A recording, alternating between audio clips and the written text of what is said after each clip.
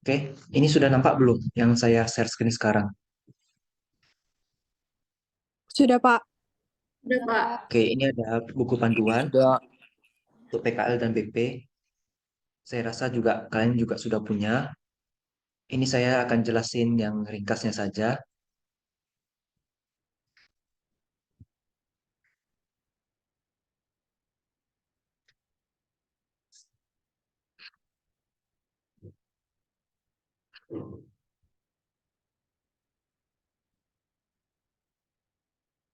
Oke, pertama lihat dulu.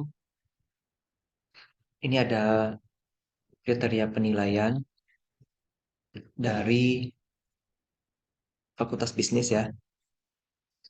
Dari tempat perusahaan kalian nanti ini akan dinilai ada 10 poin. Kemudian dari saya sebagai pembimbing ada 3 poin. Nanti dari penguji ada 4. Itu untuk yang PKL. Untuk yang BP ini ada 4 dari pembimbing, ada 8 dari penguji untuk yang ide bisnis. Kalau untuk yang inovasi bisnis ada 8 juga. Sama itu.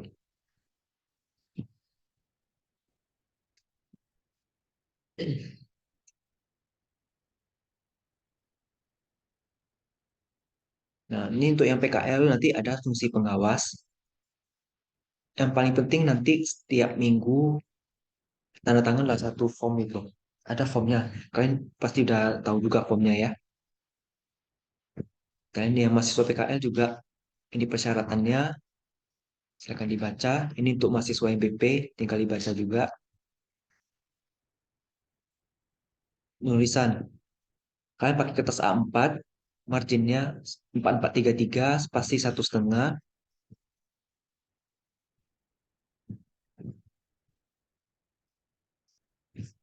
Kemudian untuk yang PKL duluan ya. Ini ada latar belakang dan tujuan penulisan. Latar belakang sebagian besar saya baca udah oke. Tujuan penulisan nanti mengikuti dari rumusan masalah atau dari permasalahan penelitian, permasalahan dari proposalnya. Yang kedua ada tujuan tinjauan pustaka. Ini biasanya hanya teori. Bab 3 itu pelaksanaan PKL, tempat dan waktu, kegiatan kalian, metode pengumpulan datanya, biasanya wawancara, deskriptif, dan pengamatan. Ini nanti sering berjalan waktu akan saya kasih revisinya. Kemudian bab 4, laporan hasil PKL. Pertama menjelaskan dulu tentang gambar umum perusahaan. Jangan lupa untuk kalian yang PKL, foto kegiatan kalian selama bekerja di sana. Fotonya bebas mau tampak depan atau tampak samping, yang penting jangan tampak belakang. Kemudian membuat analisa dan pembahasan. Pertama diawali dengan deskriptif, baru pembahasan. Pembahasan bisa dari hasil interview atau dari hasil observasi. Kemudian ada penutup, ini kesimpulan dan saran seperti biasa. Kemudian rujukan menggunakan APA. Ini dari Mendeley, nanti tinggal kalian pilih aja. Nanti otomatis dia keluar. Kemudian ini untuk business plan.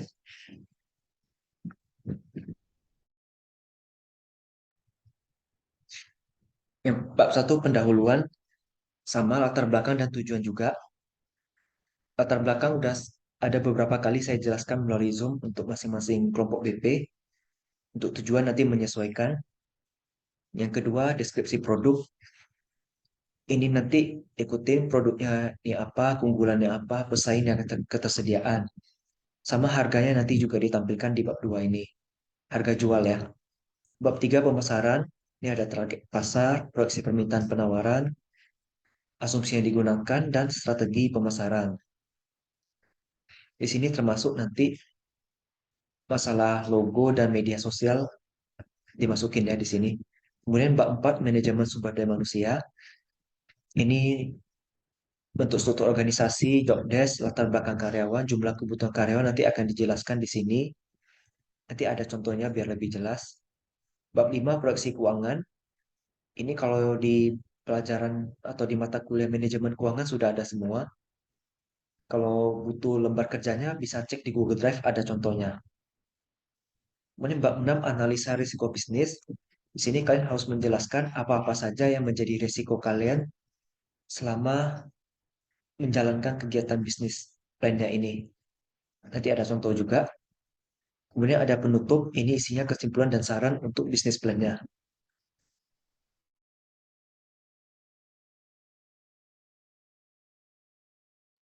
Rujukan juga sama, tetap menggunakan APA, pakai Mendeley. Kemudian lampiran, ini lampiran foto produk dan lain-lainnya yang diperlukan. Ini untuk inovasi bisnis, karena tidak ada, tidak perlu dijelaskan. Nah, ini contoh formatnya.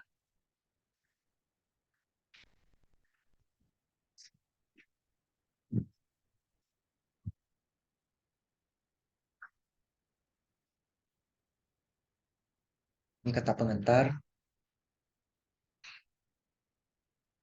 Rupanya dia mintanya Verdana ya. Saya kemarin kira Times New Roman, berarti kalian ikutin Verdana jenis fontnya. Nah, ini yang harus di print.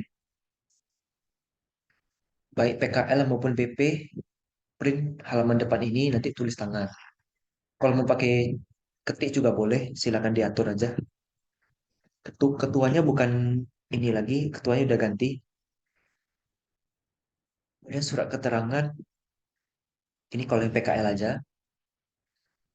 Ini daftar penilaian, nanti diisi oleh supervisor kalian di kantor.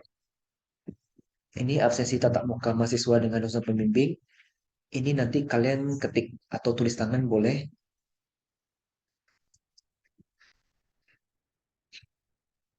Terus ini daftar kehadiran mahasiswa PKL. Ini yang setiap hari harus diisi oleh mahasiswa PKL. Dan nanti harus diparaf dan ditandatangan oleh supervisornya. Ya ini menyesuaikan ya. Tergantung selama 3 bulan ini butuh berapa lembar.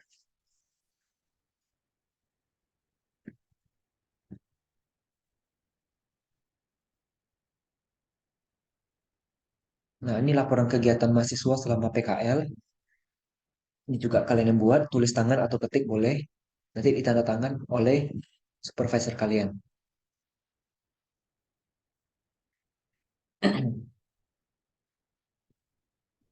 Ini menyesuaikan ya, tidak 8 minggu ini. Pokoknya selama 3 bulan berarti kan 12 minggu itu. 12 atau 13 minggu ya.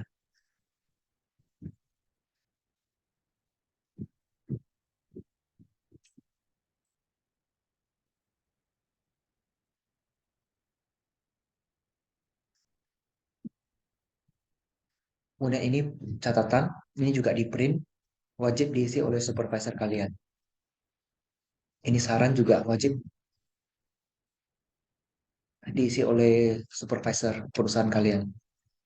Nah, ini buku panduan dari PKL dan PP. Kira-kira ada yang mau ditanyakan dulu? Atau sudah cukup jelas semuanya? Halo? Cukup jelas, Pak.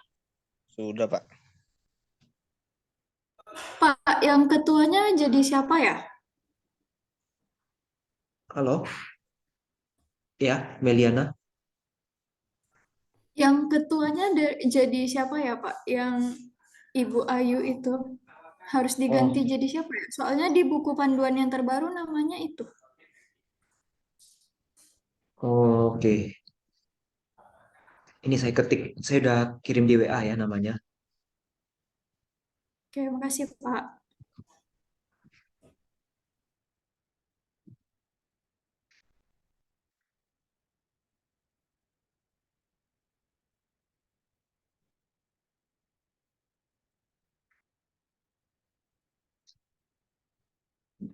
Ada lagi yang mau tanya?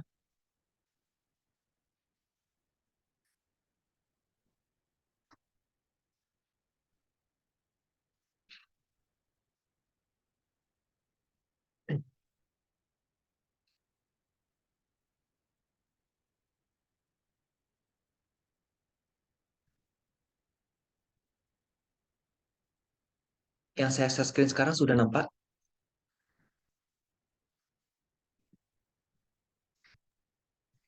Udah, Pak. Pak, Apakah terlihat?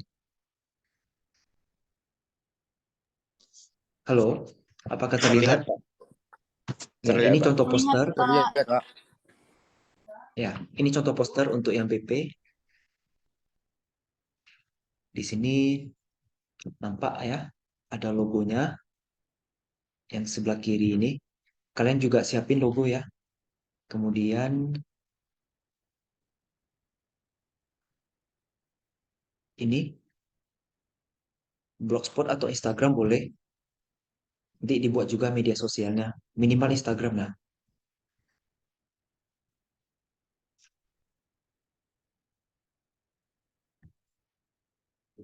Kemudian nanti yang khusus BP juga harus buat video. Videonya yang mempromosikan produk ya. Maksimal 1 menit biasanya.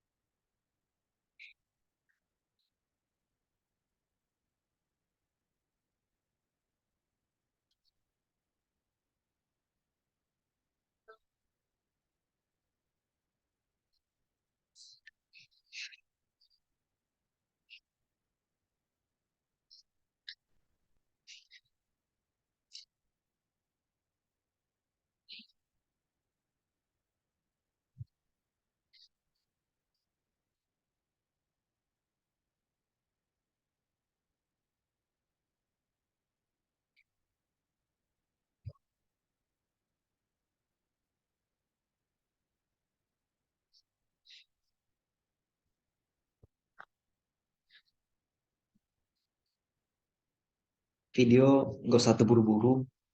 Video tuh nanti aja. Yang penting proposal produknya sudah ada duluan ya. Ini contoh proposal untuk yang BP.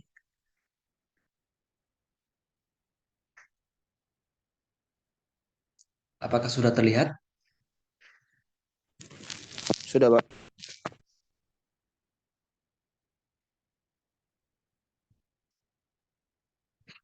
Nah, ini ada pembahasan. Ini bab satunya ya. Kemarin juga saya ajarin cara pakai Google Trends. Terus cara mengembangkan suatu fenomena.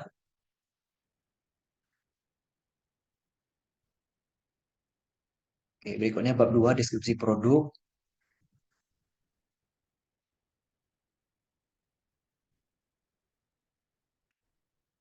Kemudian ada keunggulan produk, dijelaskan pesaing terdekat produk, ketersediaan sumber daya manusia. Ketersediaan sumber daya manusia di sini maksudnya untuk menggait pasar ya, bukan sumber daya manusia yang di bab 5, itu beda. Berikutnya ada pemasaran bisnis, target pasar, proyeksi permintaan, dan penawaran.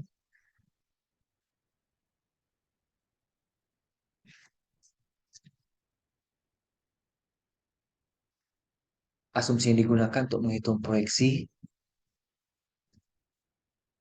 kemudian strategi dan program pemasaran.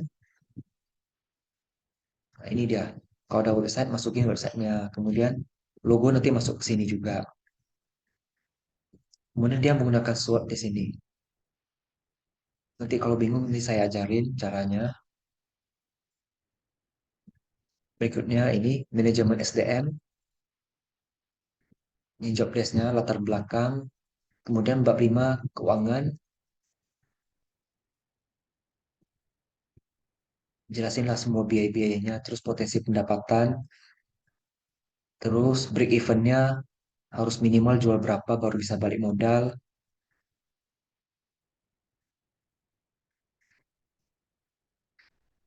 Kemudian break even kalau kita ingin dapat laba sekian rupiah. Kemudian laba ruginya proyeksi aja, nggak apa-apa. Kemudian analisis kelayakan investasi. Ini yang kalian sudah pelajari di manajemen keuangan. Ada cash flow, present value, payback period, NPV, IRR, sama NBRR. Kalau bingung hitung ini, nanti ada form Excel-nya. sudah ada di Google Drive. Kemudian resiko, menjelaskan resiko apa yang bisa terjadi, kemudian solusi yang kalian coba berikan apa. Kemudian pada penutup, kesimpulan dan saran, daftar rujukan, lampiran.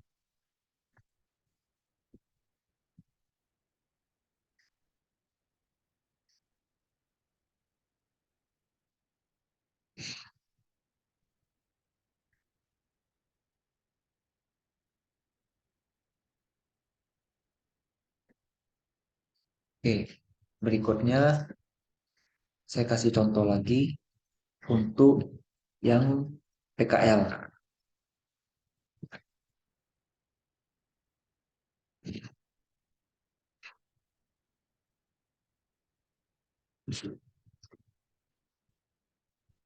Ini bab 1. Untuk yang PKL semua udah saya ajarin cara mencari permasalahan di perusahaan. Berikutnya rumusan masalah dan tujuan penulisan.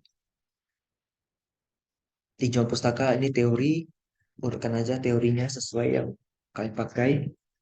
Mulai dari yang umum dulu baru yang spesifik. Kemudian metodenya ini tempat dan waktu. Kemudian kasihkan jadwal kalian, kegiatan aktivitas selama PKL, metode pengumpulan data, pengamatan, analisisnya pakai apa, biasanya deskriptif ya.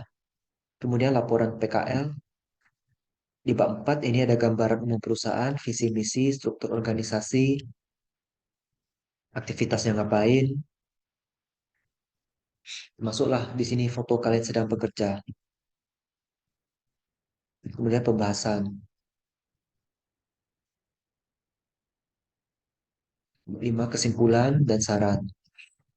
Daftar pustaka, selesai. Kurang lebih itu gambaran untuk yang PKL dan BP. Kira-kira ada yang mau ditanyakan?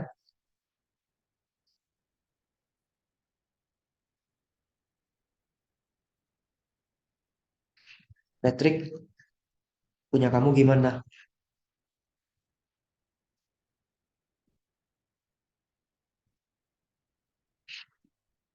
Patrick, halo Patrick.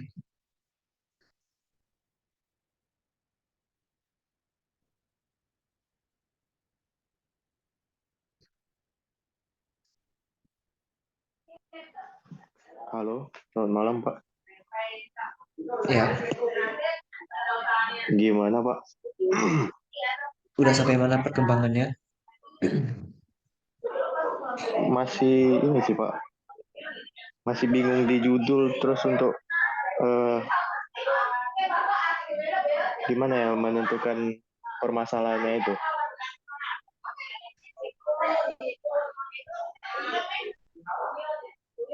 Terakhir kamu WA saya bahas apa tuh? Masalah perlakuan. Mengenai judul, masalah perbedaan ini apa standar akuntansi dan standar pajak. Oke, mau ambil itu aja. Kayaknya itu kemungkinan lebih banyak topik ya. Iya, bisa. Cuman untuk membuat kelaporannya itu masih bingung. Yang penting topiknya udah pasti itu ya. Iya, Atau kamu ada gambaran topik lain? untuk topik lain belum ada gambaran. Kalau ini jelas ini Karena yang kamu ini lakukan di kantor kan? eh, ini sebenarnya juga perbedaan akuntansi, standar akuntansi dan pajak ini yang biasa dilakukan itu cuma untuk SPT tahunan, Pak. Iya, benar. Itu nggak apa-apa. Jadi ya ibarat kata SPT tahunan kan itu dilakukan sekali setahun. Oke, terus? Jadi kalau diapain ke kantornya nggak gitu, masih bingung apain topiknya. Kalau di laporan yang biasa itu kan disebut laporan komersil.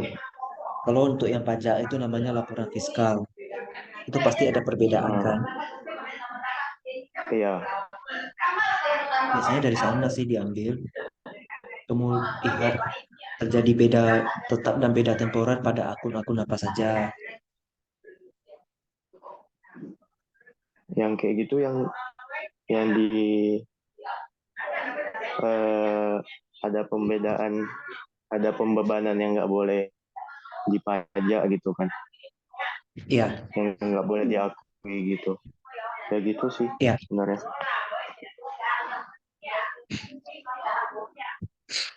Berarti kamu bisa membahas perbedaan laporan komersil dan fiskal, terutama pada beda tetap dan beda temporer. Kamu coba, oh gini aja lah.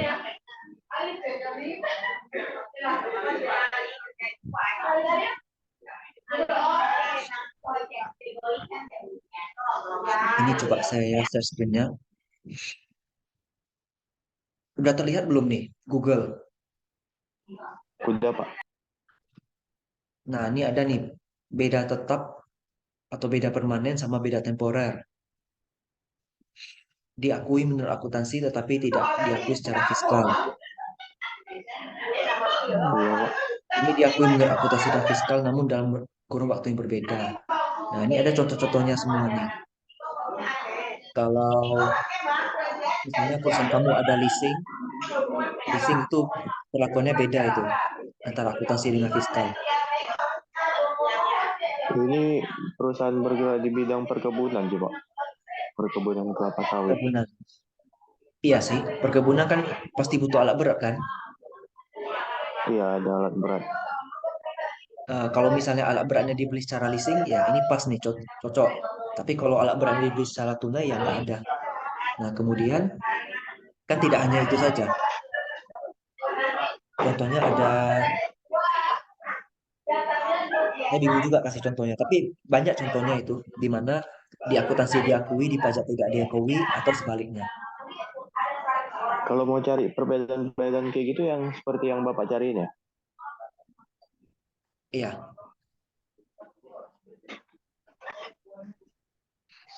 Nah, ini Soalnya untuk contohnya. PPh yang bersifat final. Itu kalau di akuntansi kan diakui sebagai pendapatan. Tapi kalau di pajak, di fiskal, itu yang PPh penghasilan yang sudah kena PPh final itu harus dikeluarin. Tidak bisa dihitung sebagai PKP.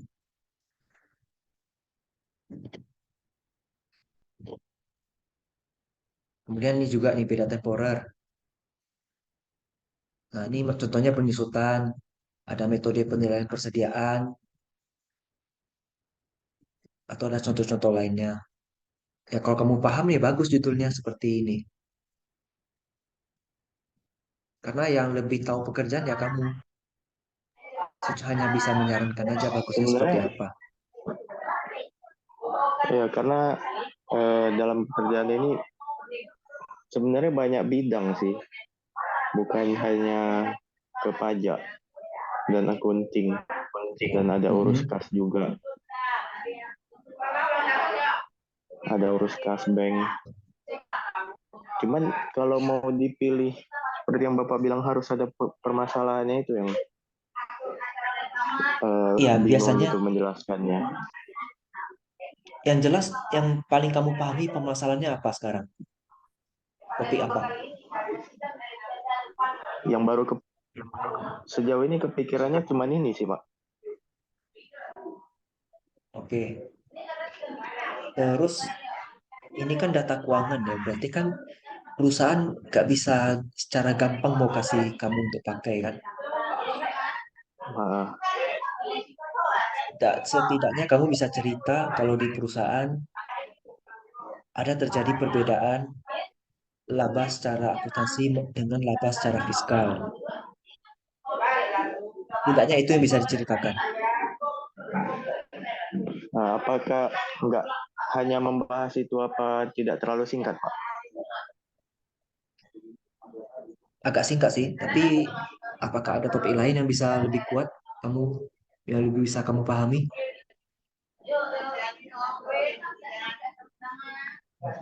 Masih belum sih Pak sebenarnya. Masih yang kepikiran itu. Kerjaan kamu apa aja selama di kantor? Eh, Kalau dalam satu perusahaan itu kan ada banyak bagian. Saya eh, seperti ngurus semua sih Pak sebenarnya. Karena ini CV, bukan PT yang besar gitu.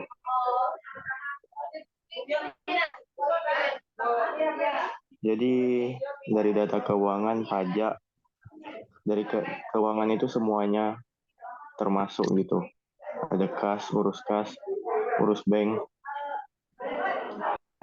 urus pembelian, pembayaran pembelian.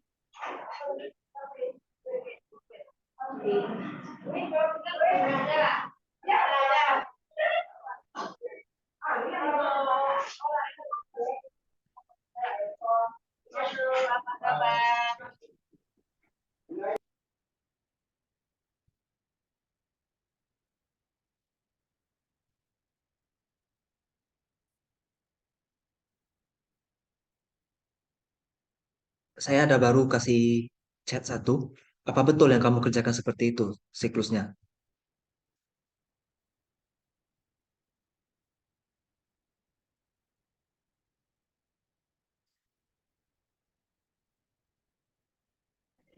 Ya betul kira-kira seperti itu Pak. Ya udah, kalau kamu mengambil siklus seperti ini, sanggup nggak?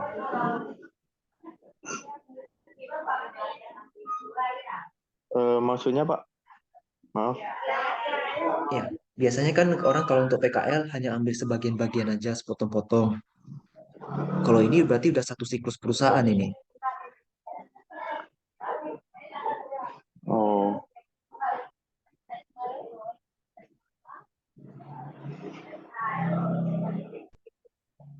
Sebaiknya sih kalau untuk PKL memang ya sepotong-potong, jangan sebanyak ini. Makanya saya mau pastikan iya kamu makanya. lebih pahamnya di bagian mana, terus permasalahan apa yang bisa diangkat.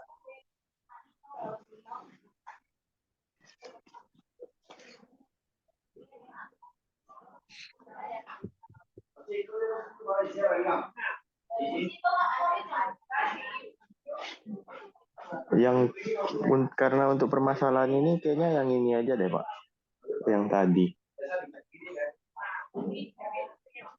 Yang tadi ya. Terus apa yang bisa kamu ceritakan? Nah, Takutnya takutnya agak sedikit sih.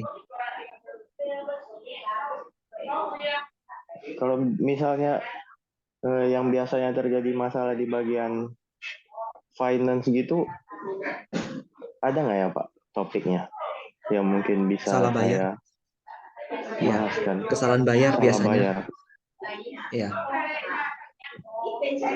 kesalahan bayar.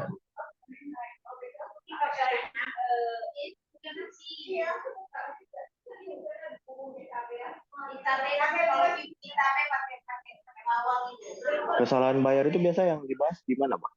Contohnya. ya bisa terjadi selisih pada kas. Harusnya tagihannya 1,5 juta, Oh, bayarnya 1,6 juta. Berarti kan kas mengeluarkan lebih daripada yang seharusnya. Sehingga terjadi keselisih pencatatan antara kas yang di buku dengan kas yang di tangan.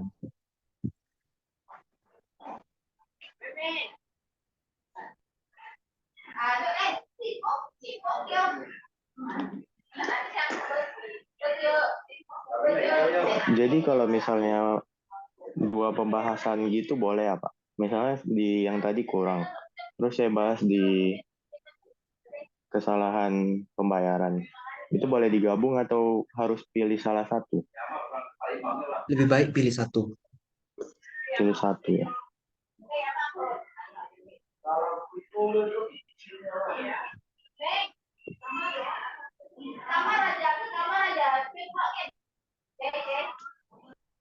Melani ada hadir,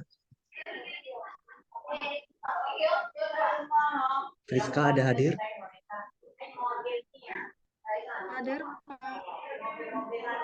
Oke.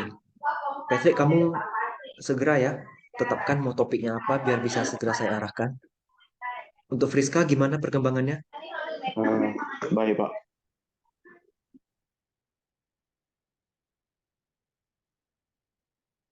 Halo Friska, Iya, untuk perkembangannya masuk ke rumusan masalah. Terus udah mulai yang angsu bab bab 2 belum? satunya mau lagi direvisi. Udah mulai, tapi masih balik lagi ke bab satunya. Ya, satu-satu aja dulu. Masih Bab ada 1 yang, selesaikan dulu baru lanjut bab 2. iya, iya, masih ada yang direvisi kata-katanya. Oke, Itu, Pak. Sani, Sani, Hadir, Pak. gimana perkembangannya? Saya ada nambah fenomena baru ya soal jumlah ketaatan pembayaran pajak sih untuk fenomena karena kan kemarin katanya kurang. Jadi saya nambahin Mm-mm. pendapatan pajak tahun 2022 periodenya berapa gitu. Oke, silakan lanjut. Sekaligus bab 2 nanti kirimnya ya. Oke, makasih Pak. Oke, untuk Panadaku tadi barusan saya kirim lewat WA ke Stephen ya. Iya, Pak. Oke, silakan perbaiki. Kemudian untuk Auriga gimana?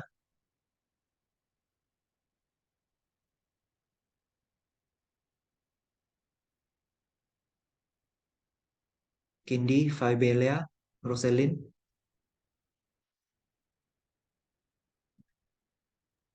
Ini Kalau Zoom-nya udah mau habis Auriga, pula Pak, nih. kalau Auriga, Ya. Pak, lagi itu, Pak, lagi